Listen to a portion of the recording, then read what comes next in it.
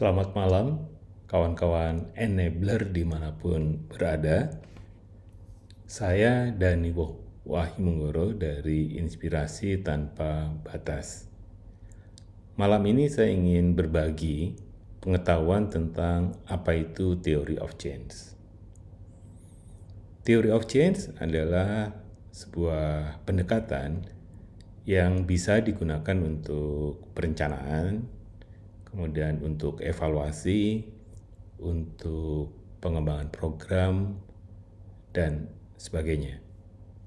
Seperti kita ketahui bahwa selama ini kita banyak menggunakan alat bantu yang disebut dengan logical framework atau logic model. Pendekatan ini atau tools ini sangat populer karena memang digunakan oleh hampir semua organisasi, baik pemerintah, non-pemerintah, perusahaan, bahkan juga lembaga-lembaga besar seperti PBB. Theory of Change adalah satu pendekatan sebagai sebuah koreksi karena dirasakan bahwa selama ini banyak kegiatan pembangunan yang sulit saat diukur dampaknya. Mengapa demikian? Karena log frame sejatinya adalah untuk menyederhanakan realitas dan juga menyederhanakan perubahan dan juga menyederhanakan tentang tujuan-tujuan yang ingin diciptakan.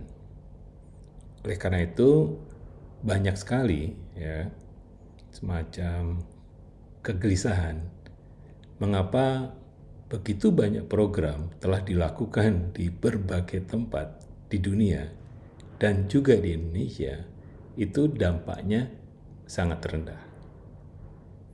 Oleh karena itu, kegelisahan para aktivis evaluasi jadi biasanya kan setiap program itu pada akhirnya harus dievaluasi. Nah, para evaluator itu merasa kesulitan pada saat mengukur dampak sebuah program. Saya pun beberapa kali melakukan evaluasi dampak dan memang ini adalah evaluasi yang paling sulit untuk memastikan bahwa apa yang dikerjakan itu sangat erat dengan apa yang direncanakan. Nah, malam ini kita akan belajar sekilas tentang Theory of Change. Nah, kalau kita lihat saya akan memaparkan sedikit tentang apa itu Theory of Change. Jadi karena kebetulan juga baru saja itu kami memperkenalkan Theory of Change kepada kawan-kawan di organisasi non-pemerintah karena pada intinya saat ini juga semua orang gelisah tentang kaitannya dengan dampak sebuah program. Sehingga ingin saya sampaikan bahwa Theory of Change itu lebih tepat sebenarnya disebut sebagai Theory of Impact dibandingkan Theory of Change bagi saya. Ini lebih jelas karena cara berpikirnya memang pada tataran dampak dibandingkan pada tataran output. Seperti kita ketahui bahwa sistem penganggaran kita dan juga banyak sistem penganggaran organisasi basisnya adalah anggaran tahunan, sehingga yang paling cocok sebenarnya menggunakan logic model dibandingkan dengan menggunakan Theory of Change. Nah, apa itu sebenarnya Theory of Change? Seperti kita ketahui bahwa Theory of Change itu bukan change theory atau teori-teori yang sifatnya kritik. Theory of Change adalah gagasan dan juga hipotesis. Nah, di sini ada hipotesis atau teori sebenarnya yang dimasukkan di sini, yang dimiliki oleh setiap individu dan juga setiap organisasi tentang bagaimana sebuah perubahan itu terjadi. Jadi mau tidak mau sebenarnya adalah cara kita merencanakan supaya bisa menghasilkan sesuatu sangat tergantung pada keyakinan-keyakinan yang kita miliki yang berasal dari pengalaman masa lalu, kemudian di mana kita sekolah dan berpendidikan, ya, mengambil pendidikan, dari interaksi kita dengan banyak orang dan sebagainya. Sehingga setiap masing-masing kita sebenarnya ada keyakinan tertentu untuk membuat sebuah keadaan, ya, yang diharapkan berubah dari A ke B, itu sebenarnya adalah dimiliki oleh kita semua. Oleh karena itu, theory of change sebenarnya adalah bagaimana kita bertarung, ya, di keyakinan-keyakinan ini atau yang disebut sebagai asumsi untuk memastikan keyakinan mana yang sebenarnya valid gitu, untuk bisa menjelaskan bahwa kegiatan A itu bisa menyebabkan B dan B bisa menyebabkan C. Itu sangat tergantung dari cara kita melihat masalah, cara kita melihat sebuah intervensi, dan cara kita melihat perubahan yang dibayangkan atau diinginkan. Oleh karena itu sebenarnya kalau kita lihat theory of change juga akhirnya dia bukan sekedar apa itu theory of change, tapi theory of change sendiri sudah berkembang menjadi sebuah kerangka berpikir, ya, semacam sebuah pendekatan. Nah, theory of change itu disebutkan adalah sebagai sebuah panduan, ya, panduan bagi semua tahapan. Ini tahapan dalam kita melakukan sebuah intervensi. Nah, disebut tahapannya adalah ada 3 kan, bahwa ada tahapan berpikir, itu yang bagaimana kita melihat segalanya tadi, tahapan bertindak, bagaimana kita melakukan kegiatan-kegiatan yang dipastikan bisa menciptakan perubahan, tapi juga tahapan pada saat kita belajar dari kegiatan-kegiatan atau pengalaman-pengalaman yang kita sudah lakukan. Ya, jadi di sini ini adalah cara memandu gitu. Dari mana sebenarnya kita membayangkan itu, ya, memikirkan itu, ya. Kenapa harus lewat training, kenapa yang harus diubah adalah kebijakan, atau apa yang harus diubah adalah proses-proses sosial, atau apa yang harus diubah adalah justru produk-produk dari apa yang dihasilkan dari kegiatan-kegiatan yang kita lakukan. Nah, kenapa sebenarnya theory of change ini menjadi populer, ya, akhir-akhir ini? Karena sebenarnya ini belum populer di lingkungan pemerintah. Hanya 2 hari ini saya bersentuhan dengan sebuah lembaga baru, ya, yang dibentuk oleh pemerintah untuk mengelola dana-dana untuk lingkungan hidup. Mereka mensyaratkan bahwa semua pihak yang akan menggunakan dana yang disalurkan oleh organisasi ini harus menggunakan theory of change. Nah, di sini dijelaskan bahwa mengapa theory of change itu harus digunakan dalam inisiatif-inisiatif ini. Yang pertama yang saya tertarik adalah bahwa di theory of change itu perubahan dilihat sebagai sesuatu yang kompleks. Terutama kalau kita melihat atau ingin melihat perubahan di tingkat komunitas, maka proses itu sangat kompleks. Karena pada saat kita mengembangkan sebuah program, berapa orang sebenarnya yang disentuh? Siapa yang disentuh? Perempuan atau laki-laki? pemimpin atau orang biasa, anak muda atau anak-anak. Kemudian juga di dalam status sosial apa sebenarnya orang-orang itu terlibat. Apakah yang berkuasa atau yang tidak berkuasa? Atau orang yang punya kekuatan atau orang yang tidak punya kekuatan? Orang pemerintah atau orang bukan pemerintah? Ini semua mempengaruhi bahwa apakah benar kalau kita mengintervensi segelintir orang di dalam sebuah komunitas, otomatis komunitas itu akan berubah. Tidak seperti itu gitu. Jadi, ada banyak perspektif untuk melihat sebuah perubahan terjadi. Jadi, realitasnya sendiri kompleks, prosesnya kompleks, perubahannya sendiri juga kompleks.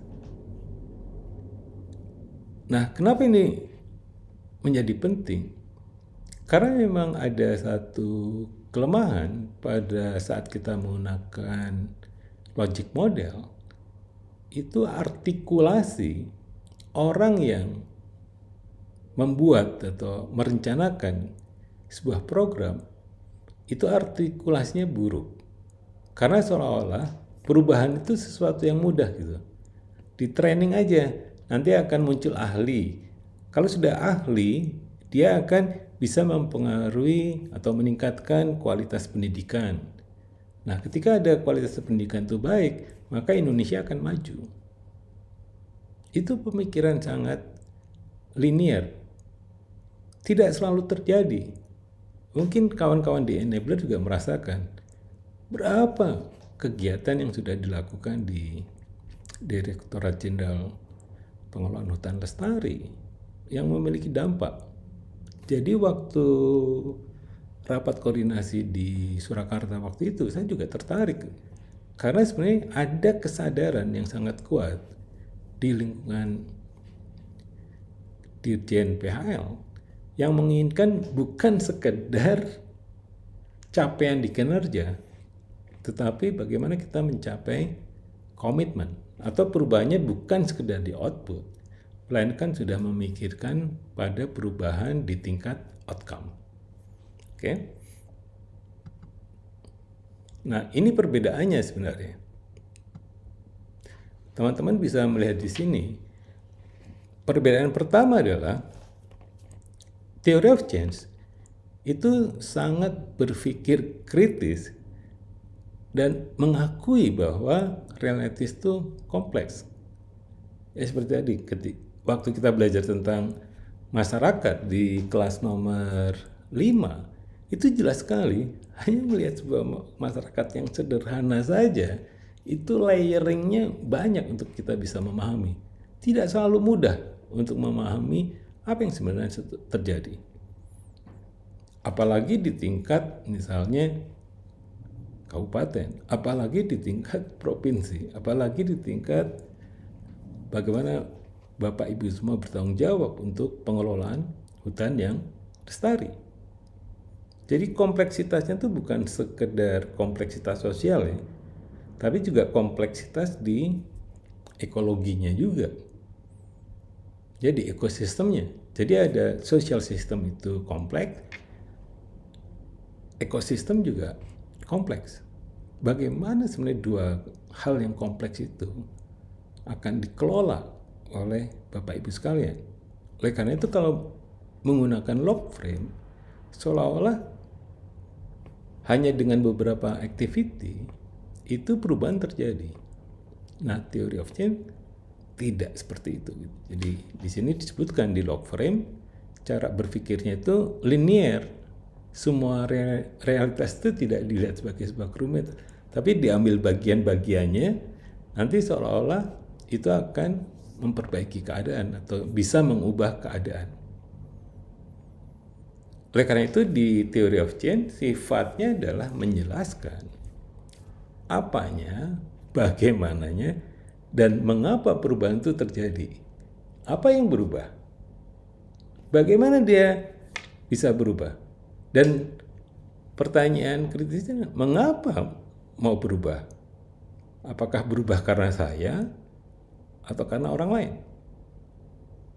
atau karena pihak lain, atau dirinya sendiri yang memang mau berubah. Nah, sebaliknya di log frame itu bukan sekedar tidak menjelaskan, tapi hanya menggambarkan sekilas apa yang mungkin berubah dan apa yang mungkin terjadi. Jadi kalau kita lihat log frame itu ya hanya seolah-olah bahwa oh ya dengan satu kali training terjadi perubahan yang besar gitu. Nah, di theory of change itu menggunakan apa yang mereka sebut sebagai pathway. Pathway itu semacam apa ya? Semacam jejaring perubahan yang sifatnya itu paralel, bahwa perubahan itu tidak hanya dalam satu stream ya. Streamnya tuh bisa berlapis-lapis, bisa bertingkat-tingkat, ada di jajaran desa, ada di jajaran kabupaten, ada di investornya, ada di kepemerintahannya, itu jalan paralel. Sebaliknya, kalau kita bicara log frame, menggunakan satu logika yang hanya sederhana, 3 tingkat aja biasanya. Ada output, outcome, goals. Gampang. Dan seolah-olah perjalanannya itu hanya dalam satu stream. Nah, log frame melihatnya bukan hanya dalam satu alur. Bisa alurnya tuh majemuk gitu. Jadi dia berjalan paralel gitu. Ada yang lewat tol, ada yang lewat jalan kereta api, ada yang naik pesawat, ada yang jalan kaki, dan sebagainya. Nah, di theory of change sebenarnya fokusnya pada apa ya? Semacam kemungkinan-kemungkinan gitu. Jadi bukan memprediksi ya, tapi melihatnya adalah boleh jadi dengan asumsi yang ada itu hal ini mungkin terjadi gitu. Sebaliknya di dalam Di dalam log frame yang disebut dengan kemungkinan-kemungkinan itu hanya dilihat dari indikasi sebab akibat gitu. Ya, jadi tadi antar level tadi. Pokoknya kalau ada pelatihan berarti ada orang yang berkualitas. Kalau ada buku berarti ada orang baca. Ya. Kemudian kalau ada teknologi maka orang akan bisa berhubungan. Nah, dengan 3 hal itu akan menghasilkan apa ke level yang kedua. Baru kemudian ke level yang ketiga ke goals. Jadi ada tahapan output ya, kemudian atau kadang-kadang di pemerintahan disebut keluaran gitu. Nah, kadang waktu diminta apa hasilnya, hasil dari keluaran itu sangat sulit. Ya, saya mengamati beberapa organisasi pemerintah itu meskipun di kepalanya tahu harus merumuskan hasil, tapi pada akhirnya memang sulit gitu untuk merumuskan apa itu hasil. Nah, mengapa itu terjadi? Karena sebenarnya pada saat kita membicarakan output itu sangat mudah karena kan 100% dikontrol oleh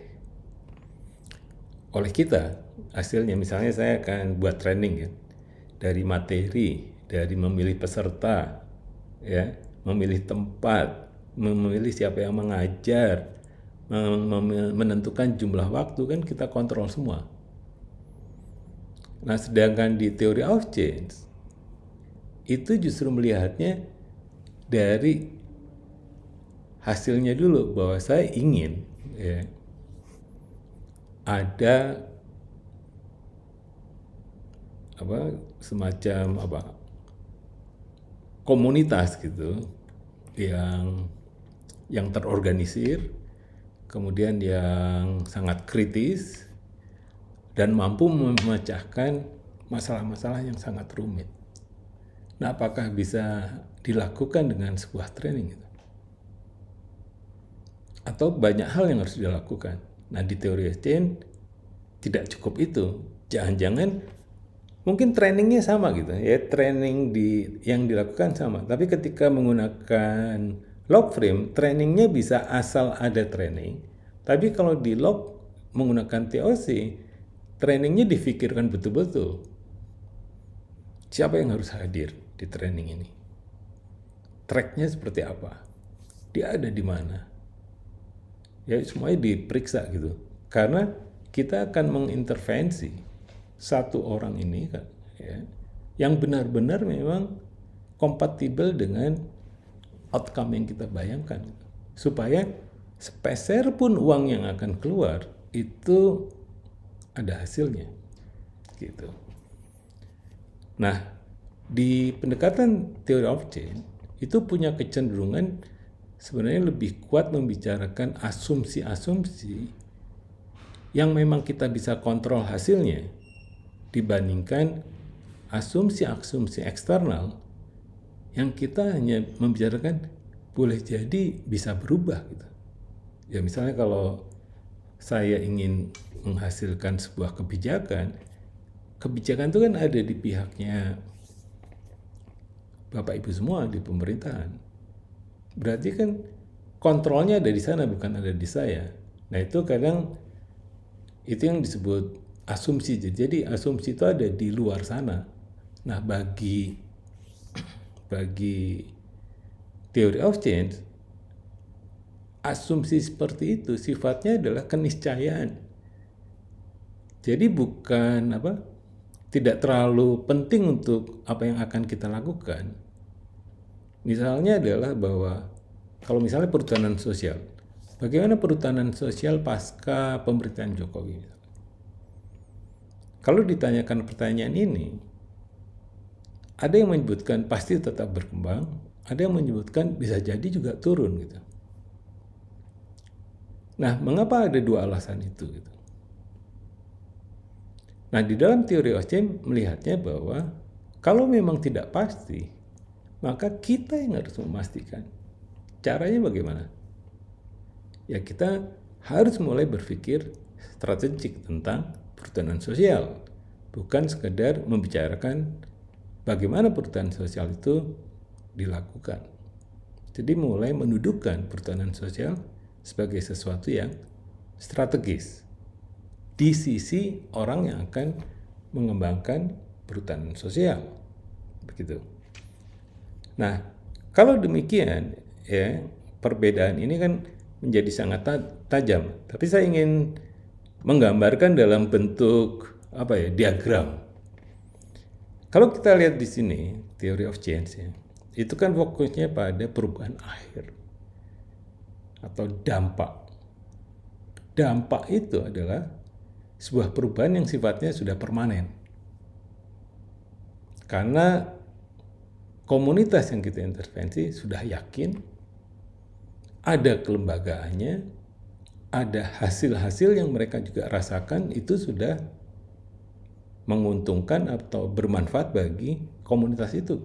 Maka komunitas itu harus mempertahankan dan melakukan hal yang sama gitu. Nah, di dalam situasi seperti itu kan tidak sederhana jadinya. Karena kita bukan sedang mengintervensi segelintir orang gitu. Yang diintervensi adalah sistemnya. Nah, di sini kalau ada perubahan akhir semacam ini, maka di level kedua ya, level kedua setelah kondisi itu terjadi, pertanyaannya adalah prasyarat-prasyarat apa yang bisa memastikan bahwa kondisi itu terjadi. Ini kan sifatnya harus ada yang semacam upstreaming. Upstreaming itu adalah memastikan apa yang bisa membuat kondisi akhir itu terwujud. Itu karena ada pihak-pihak, ya, bukan sekedar satu dua, tetapi pihak sebagai sebuah gerakan itu sudah supporting situasi yang memastikan kondisi itu terwujud.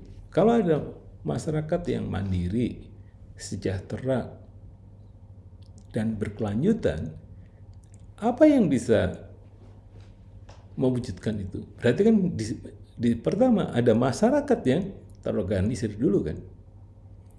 Masyarakat yang terorganisir ini juga punya gitu aset-aset ekonomi, kegiatan-kegiatan ekonomi yang sangat kuat, ya kan? Kemudian bahwa ada produk-produk yang diproduksi, yang dikonsumsi, yang dikelola itu basisnya adalah green economic misalnya. Ini kan rumit, ya. Jadi kelihatan kerumitannya tuh ada di bagian atas itu. Di sini tidak ada activities percakapannya. Percakapannya hanya outcome, asumsi. Outcome, asumsi. Bagaimana outcome ini berhubungan dengan outcome yang lain. Sehingga menghasilkan perubahan yang kita bayangkan.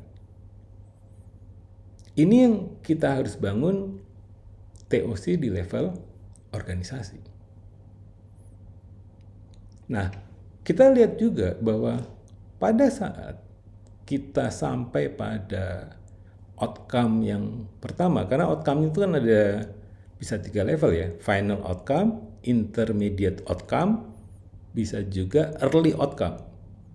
Nah, ketika early outcome itu udah terwujud, biasanya kalau itu keren ya, maka banyak aktor yang terlibat, tertarik, ingin mendukung. Nah, gitu.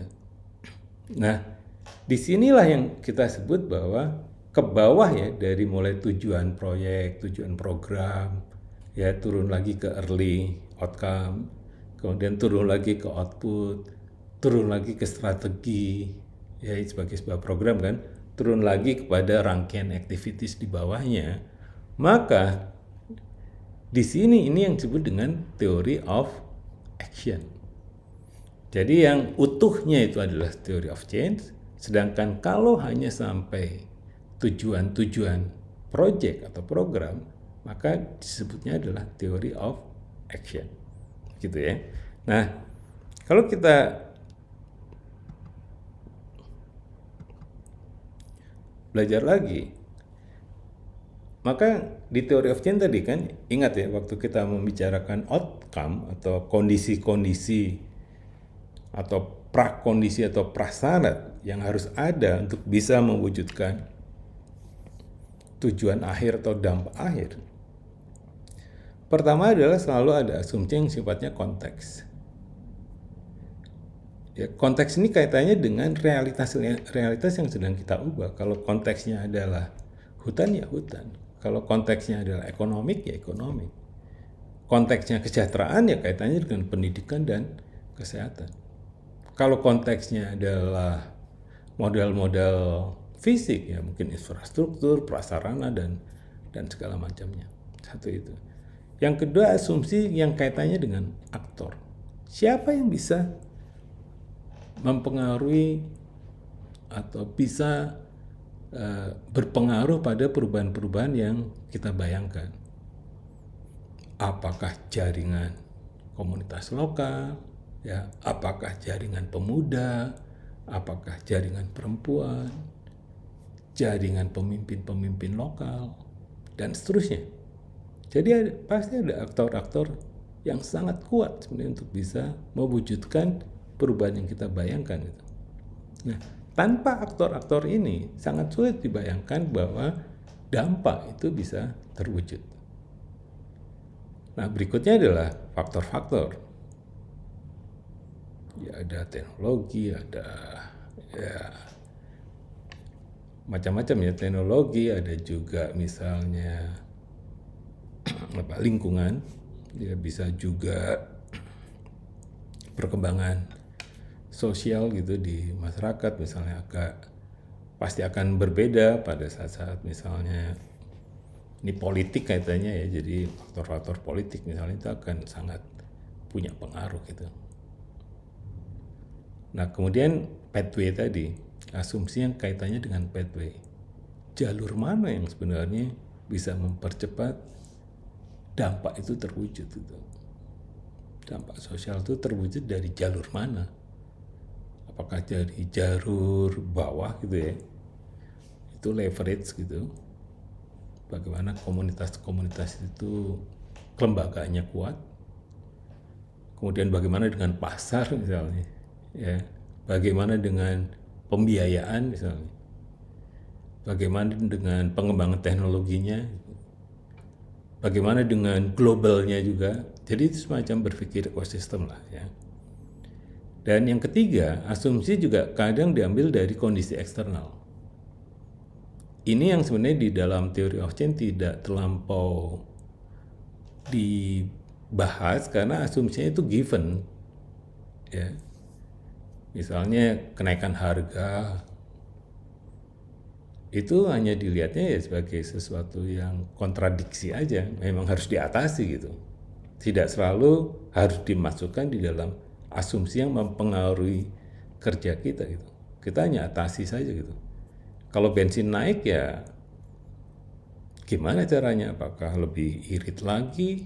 Ya, semakin jarang gunakan internet gitu sebagai cara komunikasinya, misalnya dengan Zoom dan sebagainya, virtual gitu.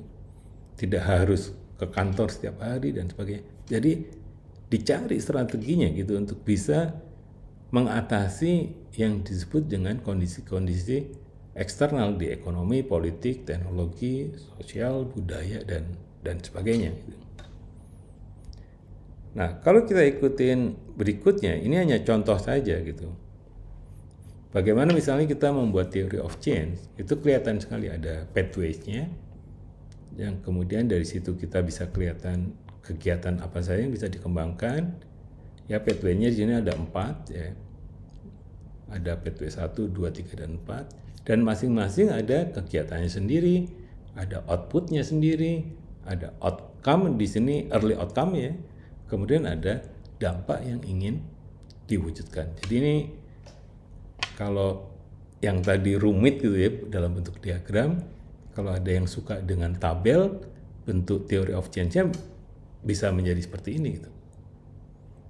Ya, jadi setiap pathway ada ininya sendiri gitu, apa namanya, jalannya sendiri gitu. Nah, ini kalau cara lama gitu, kadang pada akhirnya waktu theory of action kita sering ya ambilnya dari log frame lagi gitu. Jadi di dalam theory of change itu ada 2 tafsir kan. Yang pertama melihat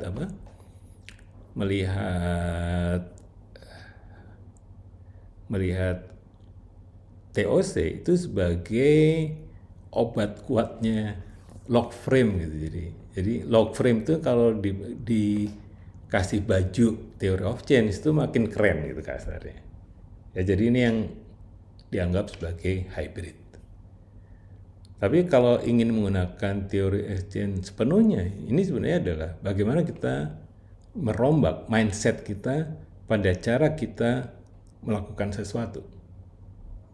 Dan sebagai contoh seperti tadi kan, bahwa kalau kita ingin menanam 1000 pohon itu kan bisa menanam sendiri gitu. Nah, kalau pakai log frame ya prinsipnya pohon itu ditanam gitu. Oleh siapa? Nggak perlu tahu.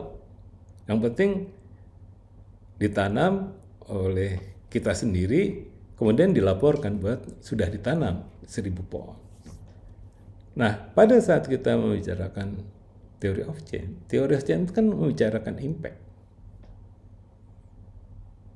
Kalau impact itu terwujud dengan cara kerja sendiri, maka berarti itu bukan impact. Karena pada saat kita ingin mewujudkan impact itu adalah iuran dari berbagai stakeholders. Nah, karena sifatnya demikian, maka orang sangat enggan gitu membicarakan dampak karena kita sendiri perannya menjadi sangat kecil gitu kalau dalam konteks impact. Makanya banyak kegiatan fokus pada output karena uangnya kita kontrol sendiri dan seterusnya ya. Mulai kontrol semuanya dikontrol gitu. Siapa yang harus dibayar dan sebagainya kan kontrol sendiri. Jadi lebih nyaman. Tapi kalau membicarakan theory of change, maka impact ini adalah karya bersama. Bahkan peran kita bisa hanya 1%, hanya 2%, 10% aja udah tinggi banget gitu. Maka kalau sebagai analognya adalah menanam 1000 pohon tadi, bisa jadi sebenarnya 1000 pohon itu ditanam, tapi yang menanam 1000 lembaga juga. Satu lembaga menanam 1 pohon. Mana yang impact-nya akan gede gitu. kita sendirian atau 1000 lembaga menanam satu pohon. Beda kan? Jadi kalau 1000 lembaga, satu lembaga menanam pohon, itu social impact-nya gede. Kemungkinan terjadi sesuatu yang lebih besar supaya orang sadar pada hutan atau lingkungan itu semakin tinggi. Kira-kira gitu analoginya ya. Jadi kalau di log frame asal ada 1000 pohon, tapi kalau kita menjalankan theory of change, sekecil apapun anggaran kita gunakan untuk mengundang banyak pihak dari mulai perencanaan. Jadi kolaborasinya itu dari perencanaan, bukan saat sudah jalan. Ya, jadi ini yang kemudian ownership dari ide perubahan itu menjadi ownership banyak orang. Atau di theory of change sebenarnya adalah kita mewujudkan impian banyak orang. Jadi bukan hanya impian kita sendiri. Nah, berikutnya kalau kita lihat di theory of change, kita bisa membayangkan ini yang populer di dunia marketing ya. Itu yang namanya hierarchy of effect. Jadi sebuah inisiatif itu harus dibikin kayak kemasannya gitu. Nah, kemasan itu identitas. Jadi kalau ingin membuat program bukan peningkatan pendapatan petani atau pengelola hutan berbasis apa gitu ya, yang panjang banget itu. Seharusnya seperti orang tua kita memberi nama kita gitu. Ada identitasnya. Namanya sendiri itu doa gitu ya. Si nama teman-teman kita kan doa semua gitu. Nah, memberikan nama pada perubahan itu juga seperti doa sebenarnya. Harus ada mantranya. Nah, baru dibangun sebenarnya adalah bagaimana kita melakukan banyak kegiatan yang sifatnya berkomunikasi antar banyak orang tadi. Ada pelatihan, ada workshop, ada podcast, ada YouTube, ada mungkin konferensi, ada seminar, ada studi banding dan sebagainya. Itu hanya kegiatan-kegiatan yang sifatnya membangun komunikasi antar orang-orang yang ingin mewujudkan perubahan yang kita bayangkan. Nah, kalau komunikasi itu makin sering, ya, kemudian reguler dan seterusnya, yang akan terjadi adalah sebuah komunitas perubahan. Nah, komunitas-komunitas perubahan itulah yang sebenarnya akan melakukan advokasi untuk memastikan dampak dari apa yang kita bayangkan itu terwujud, gitu. Ya, jadi ini semacam hierarchy of effect. Jadi kalau mau bikin kegiatan, beri nama, beri mantranya, rancang kegiatan-kegiatan yang memungkinkan orang-orang yang akan terlibat itu bertemu sesering mungkin. Harapannya dalam 1-2 tahun itu terbentuklah komunitas yang mendukung inisiatif atau impact yang ingin kita wujudkan bersama. Nah, kalau sudah terjadi community, ya, komunitas-komunitas macam ini, maka sebenarnya tidak bisa dibendung lagi untuk bisa mendukung bagaimana pengelolaan hutan lestari itu, misalnya yang berbasis pendekatan pasar ini, itu terjadi karena ada komunitasnya. Bukan para enabler ya, tetapi ada komunitasnya yang kemudian diciptakan oleh para enabler ini. Baru kemudian terjadi impact. Bagaimana sebenarnya produktivitas hutan itu akan naik, kelestariannya itu terjaga, dan kesejahteraan para pihak itu terjadi. Bukan hanya komunitasnya ya, juga komunitas bisnisnya yang berwawasan hijau ini juga hidup gitu. Jadi di dalam sebuah ekosistem itu kan, atau di dalam living system itu kan memastikan semua pihak, semua spesies yang ada di situ bisa hidup dengan sejahtera, raharja, sentosa gitu. Itu kira-kira ya yang ingin saya share tentang theory of change. Harapannya kita bisa membedakan antara log frame dan theory of change, dan saya membayangkan sebenarnya ya, jadi sebenarnya dengan theory of change ini kita semacam bisa membangun perubahan yang berdampak gitu ya, yang berdampak. Jadi dengan demikian kelas Creative Enabler yang ke-6 kita sudah bahas tentang theory of change untuk para enabler. Jadi para enabler salah satu peran yang bisa dilakukan atau alat bantu yang bisa dilakukan untuk membangun sebuah kolaborasi itu menggunakan theory of change. Terima kasih untuk kehadirannya, dan untuk kali ini bebas pertanyaan karena kita mendekati akhir, nanti akan ada tugas ya setelah kelas yang ke-8 kaitannya dengan praktek Bapak Ibu semua untuk bisa mencoba bagaimana mengembangkan enabling condition untuk usaha rakyat berbasis hutan. Sampai jumpa pada kelas berikutnya.